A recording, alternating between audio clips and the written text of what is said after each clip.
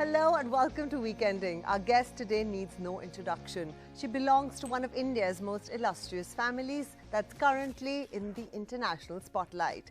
The family-owned $18 billion worth Natasha Poonawalla group of companies owns the Serum Institute of India based in Pune, the largest vaccine maker in the world by volume, which is in the process of manufacturing doses of the COVID vaccine candidate developed by University of Oxford. Natasha Poonawalla is the chairperson of the Villu Poonawalla Foundation. She's also the executive director of Serum Institute of India and is a well-known fashion enthusiast. Natasha, thank you for joining us. Hi Ambika, thank you for having me. And let's begin by asking you the obvious question. Can you hazard a guess when will a vaccine be out? Yes, of course, that is been the only and primary focus for us in the last couple of months. We have tie-ups with Codagenix, with Novavax, with AstraZeneca, with Oxford, which is the most promising vaccine as of now. We should have something by the end of the year. All right. You are also the head of your foundation. Tell us a bit about the Villu Poonawalla Foundation. The Villu Poonawalla Foundation was set up in memory of my late mother-in-law, a wonderfully kind and generous lady. Adar and I both came together. We're both extremely passionate about causes apart from, of course, Serum, which is our primary focus. But for us, we wanted to see an improvement and change in societies around us. And we truly believe that there is no other way to see that change unless you do something about it. We were both brought up to say, stop complaining, start doing. If you have a problem with something around or you think it can be better, work at it. So that's our foundation work. To sum it up, we have a Clean City initiative to improve the sanitation standards around us. We want to be able to provide clean drinking water, which we have through to about 2,000 people through ATMs, water ATMs. We have 6 schools, a hospital, and we continue, especially during this economic downturn and crisis, to help as much as we can with personal protection kits, food, whatever is the need of the hour. In addition to the vaccine work, our foundation work actually never stops. The Clean City initiative has taken over half the city, and we continue to work as much as we can to make a difference around us. You are also the director at the horse farm. How has the pandemic affected the farm and the horses? The effect of the pandemic has been detrimental on the horse racing industry in general. Our stud farms were set up in 1946. The family has been in the business for almost 75 years now. And this has probably been the worst that the horse racing industry has seen, given the heavy taxes which are levied on the industry, plus the fact that there's about 100,000 people in the Indian horse racing industry today who would be affected if racing didn't resume. For us at the stud farm, it feels like business as usual because the maintenance of the land, the horses, and everything else continues as it is. There hasn't been much of a change, but the fact that racing is stopped is actually affecting the business side of it. All right. Now, let's focus a bit on leadership. Women leaders are being celebrated worldwide at the moment because they're managing COVID better. Tell us about your journey and what drives you personally. What drives me personally has always been a need to improve. Not only personally, professionally, I feel that there is always room for improvement. I feel status quo is never And though it is, and I'm not complaining or saying it's not good enough, but I always feel that that's one of the biggest drivers. As far as I'm concerned, the education system is great. Indian kids are very smart, but there's always a different perspective, and there's a different way that you can do things, whether it comes to even work. I think there's a couple of times that we've restructured things at work, and sometimes it works out, sometimes it doesn't. I'm not afraid of change. I'm not afraid of failure in that way, and we sort of keep working to see an improvement, and I think that's one of the biggest drivers. Right. Now, you referred you're a mother of two. One of your sons is asthmatic, 11 and 5. That's the age, which means they're doing online school. How are you dealing with it, and what's your advice to all the other mums out there?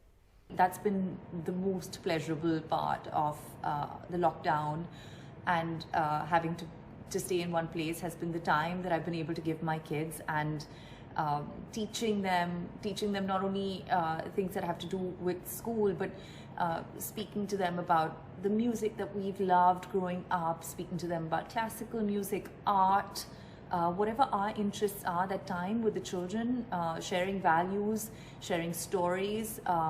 So that has been one of the most positive parts about this pandemic.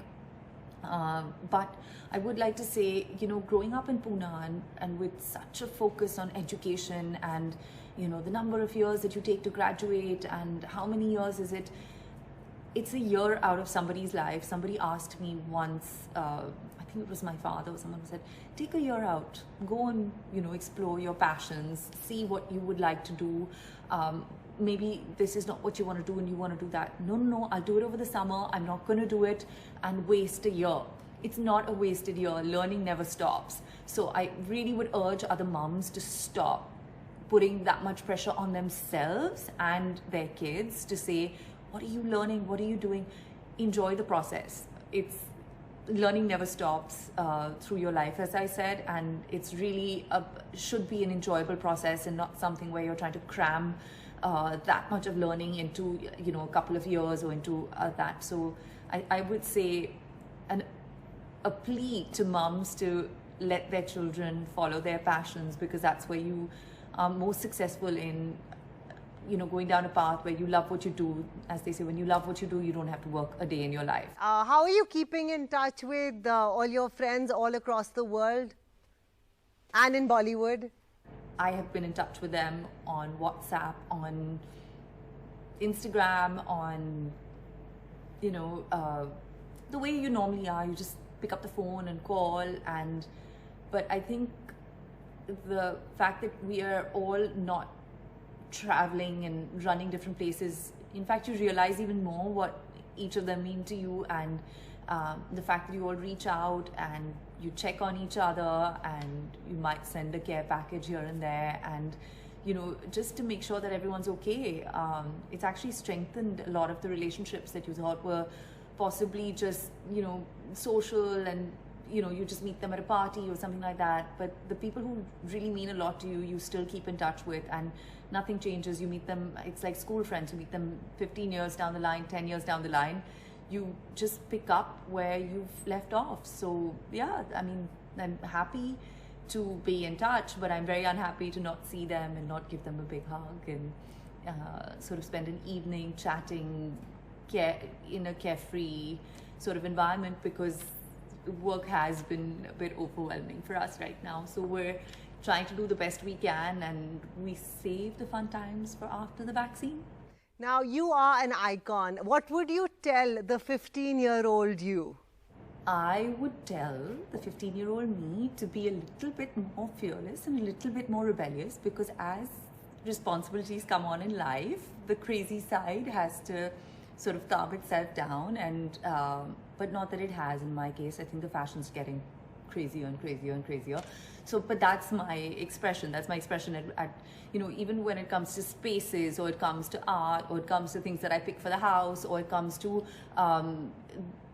just non-conventional. And I think that it's okay to be non-conventional and not be what other people expect you to be. That's one of the things that I think 15-year-olds are always worried about. I think today's 15-year-olds though are very, very image driven, and whereas when I was 15, I was told to disregard that completely. So I was wearing massive like t-shirts and not caring about my appearance and everything else, which I would change today for sure. I think that would be a huge change. Own it, love it, enjoy it. If you enjoy it, don't like feel like you're answerable to anyone for it. One of the things you focused on is fashion. How has your famous fashion quotient evolved or changed during the lockdown? The fashion quotient in this pandemic. There's been no fashion quotient in this pandemic.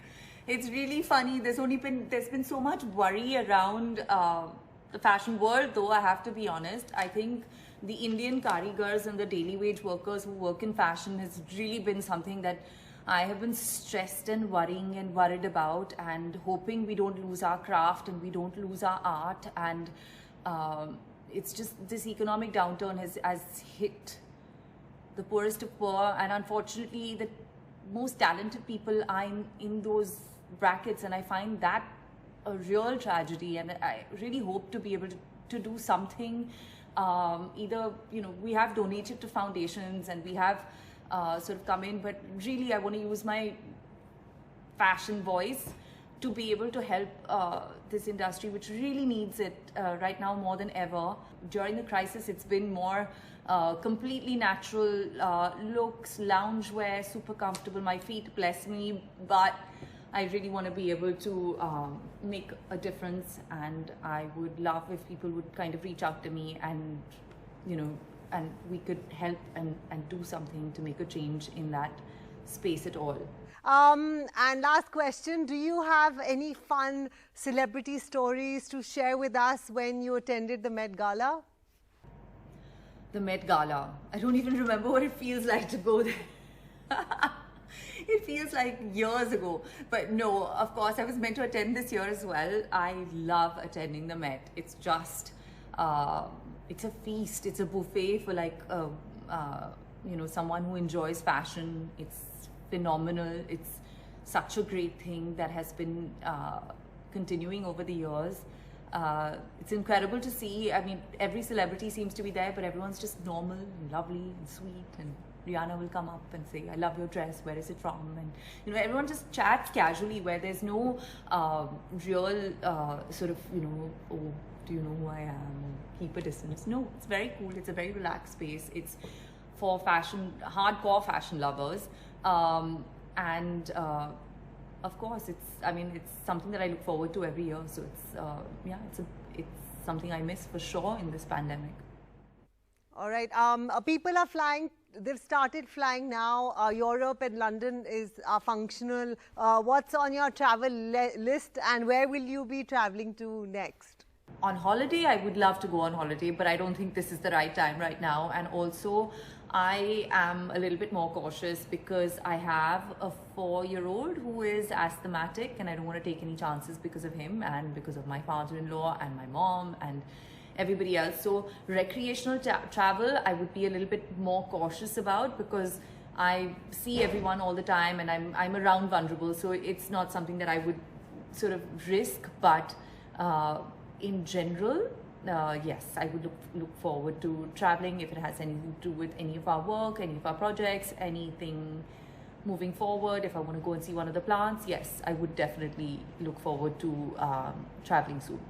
Excellent. Natasha, it's been so uplifting talking to you. Thank you for all the positivity, and I hope I can see you in person soon. Thank you. Time for a break. When we come back, we see the sanitation standards being maintained if you wish to step out for a haircut.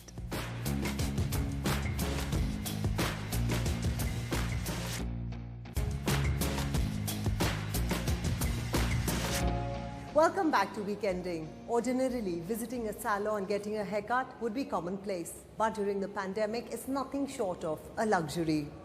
During the lockdown, I personally gave over 20 haircuts to friends, family, and even to myself. But now it's time for a professional haircut as I find out the latest standards of sanitization and norms of social distancing at a salon as we visit the one at the Oberoi, New Delhi.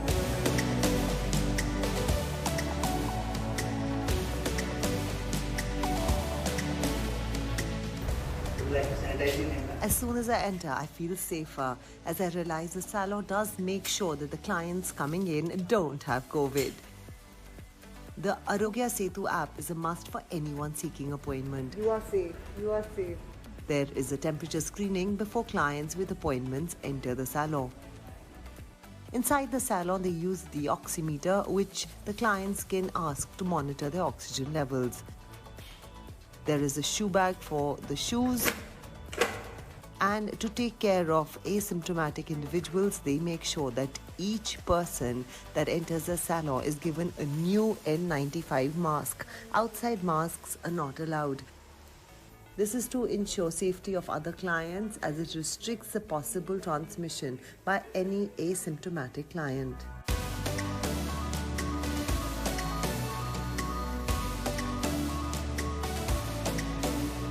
Now we have with us Ragini Mehra, the owner of Silhouette, the salon, the beauty at the Oberoi, New Delhi. Ragini, how are you trying to create a safe environment at the salon during the pandemic? We have created a 3-step hygiene and safety protocol. And the first step is to ensure that the place is disinfected and sanitized at all times, especially after the service, before the service. In addition, we do an air fumigation 3 times a day, which is very effective. So that's the first step. And the second step is to ensure that the sanctity of the salon environment which we've created to be safe. So we don't allow any contaminants to come in, and everyone is screened. All the belongings are screened, your handbag as you saw. And we also put your telephone in, goes through a UV sterilization. And of course, the last step is the transference of any kind of contaminants from people to each other. So we maintain a social distancing. We phase out our appointments so we can really keep the place spotlessly clean and tidy it up and disinfect it. There's an extra charge of 700 to 2,000 rupees for the sanitation. Why does it differ? Does it depend on the amount of time a person spends here? Right. The Oberoi is always known for its very high standards of hygiene and cleanliness, and we've always maintained those standards at Silhouette Salon the Beauty. But now I feel we definitely need layers of security and safety for our customers. So in order to do that, we've had to take certain precautions which we were not taking before, like to ensure the safety of our team members. We give them a PPE suit, they have gloves, they have shoe covers, they have visors.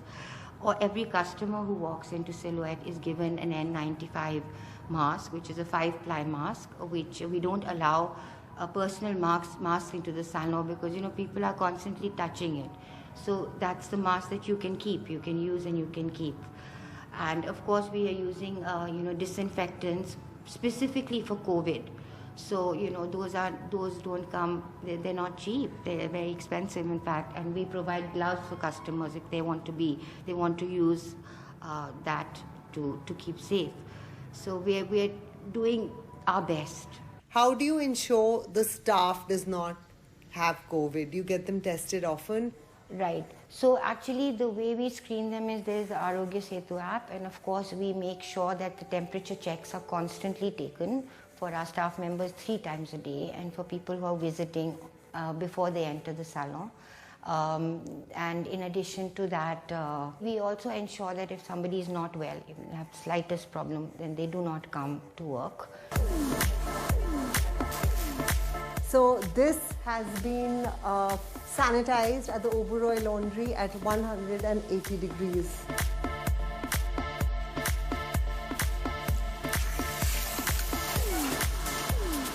Well, my hair is washed. Fila is ready in her PP suit, the gloves, the mask and the works. And now it's time for my haircut to begin.